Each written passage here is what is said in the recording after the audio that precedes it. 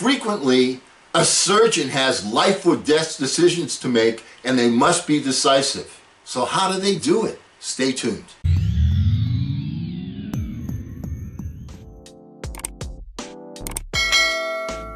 Hello again, everyone. I'm Eli's dad with Project Eli, where we educate, we lead, and we inspire. Last time we got together, we were talking about how a surgeon thinks and takes action. And I was reading to you an article by Dr. Charles Black that was brilliant, that really lays it out step by step by step. Last time we talked about the emotional process of going from point A to point B. Today, we're going to talk about the action process, how you take action. Let's get back to Dr. Charles Black. Big shout out, tremendously informative article. Take action. Complaining accomplishes nothing. Taking action does. But you got to trust the process. If you have perceived the problems correctly, then the action you need to take should be clear. Put that process into motion. Don't try to solve the whole problem at once. Instead, focus on the next step that you need to take to bring you closer to a solution. The important thing is to keep moving. As Ryan Holiday puts it, quote, "The process is about doing the right things right now, not worrying about what might happen later or the results or the whole picture," unquote. And you got to experiment. Odds are the process will have obstacles of its own. That means experimenting with different possible solutions. That's not failure. That's how science works. You try one little experiment, see what happens, and then alter the procedure and try again.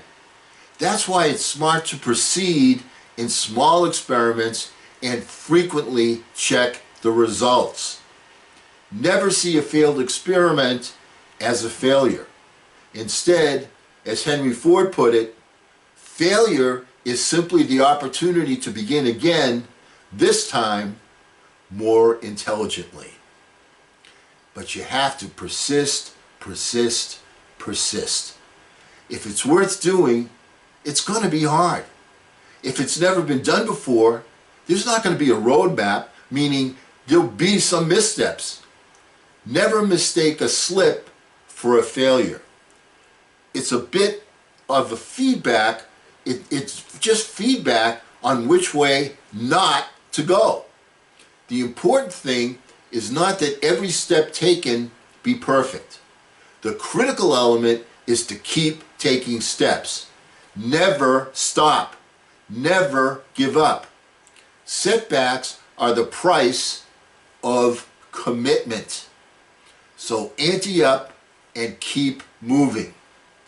But you got to have willpower. The willpower to follow through and get the job done is lacking in those who never succeed.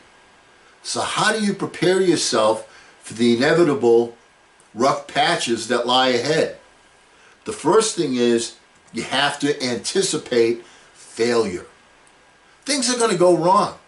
That can't be avoided. So plan for failure. Think about what could go wrong. Then plan out in advance how to respond if it occurs. Now in surgery, I call this using Murphy's Law against him. I think through what could go wrong during an operation and then plan how I will respond if that happens. Based on that planning, I make sure all the necessary equipment and supplies are ready before I start the operation. Over the years, I've found that if I prepare for anything that can go wrong, Mr. Murphy will leave me alone. But you got to recognize that some things are outside of your control. I recently had the experience of caring for a man that weighed nearly 500 pounds. Now that level of obesity is a problem because hospital equipment's not engineered for humans that are that large. In this case, one of those things was the CT scanner used to diagnose abdominal pain. Without using this valuable tool, I was at a significant disadvantage in diagnosing and treating this morbidly obese man. It was not my fault this man was so fat, but it was my problem, and I needed to solve it. The patient's weight was outside my control, but my attitude was entirely up to me. So I took control of what I could and worked the problem. You got to focus on your why. The German philosopher Friedrich Nietzsche wrote, quote, he who has a why to live for can bear almost any how, unquote. Easy for him to say. Know why you're doing what you're doing and remind yourself of that as it becomes needed. A strong why is a great motivator when the going gets tough. The best whys often focus on someone else or a goal more significant than yourself. If you can't come up with a good why, then you may be on the wrong path. You got to keep a sense of humor. You know, some of the toughest challenges I've faced have become the best stories that I get to tell. Keep an open mind, find the humor, and know that even if you're not laughing now, you'll get a good laugh out of it later. And once again, you must prepare to begin again. You know, there's a Haitian proverb that says, quote, beyond the mountains, there's more mountains, unquote. If you hope you can overcome one challenge in your life and be done, I'm going to disappoint you. There will always be more challenges. You know, my teenage son complained that after completing a problematic math unit, the teacher moved on to an even harder one. I explained to him that it's like a video game. When you complete one level of the game, you level up to the next and more challenging level. Life's the same way.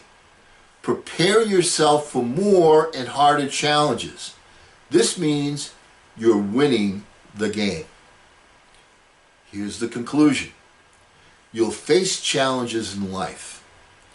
How you choose to respond to challenges will be the difference between success and failure.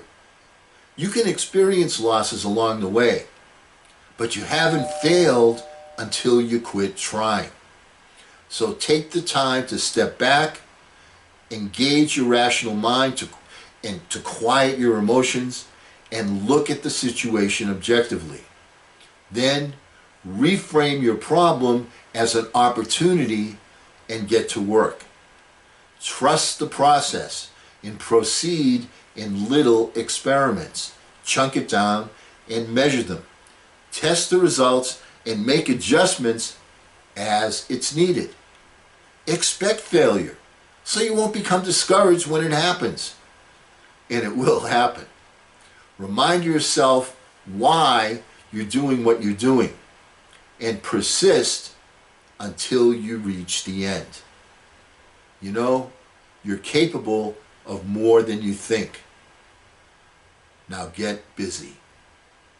Once again, huge shout out to Dr. Charles Black. I love the way he laid this out. It's such a great blueprint for how to solve problems and make advances. And I'm going to leave it right there because it's self-explanatory. And because we're never going to end a meeting on a philosophical note, let's get out there and charge! I'm Eli's dad.